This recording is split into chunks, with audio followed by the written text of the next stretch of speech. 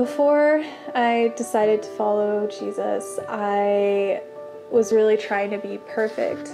I grew up in a Christian home. My dad, he leads a small church, and so a lot of people looked up to me, and that really gave me this kind of skewed look on what the Christian life was supposed to be. I would say I'm living for God, but really my motives were for myself, and I was just trying to really show myself as this perfect person, but I would always end up failing in that. It was about junior high when I started to get frustrated.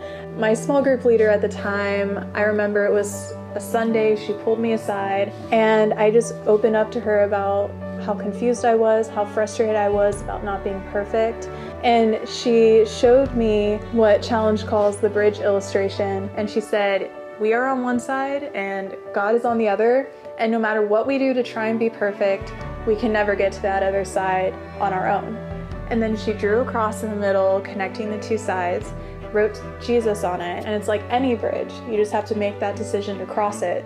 It was like this burden that I'd been carrying around with me was suddenly lifted off of my shoulders. I started living my life for God, and I had a lot of peace and joy in that. I came to college, as most college students do, really confused about where they're going in life. And I knew that if I didn't find a church or a Christian group, I was afraid I would fall out of my faith. Challenge really changed my life. Automatically, I just felt like everybody there wanted to be my friend. My summer after my freshman year, I made this really big decision to stay in Chico and do Chico Project.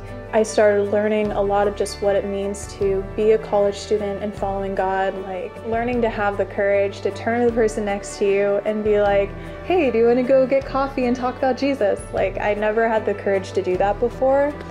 And I think if I hadn't have done it here in college, I don't think I would have been able to do it after. Challenge gave me a great community here in Chico and also gave me tools that I'm going to be carrying out with me the rest of my life.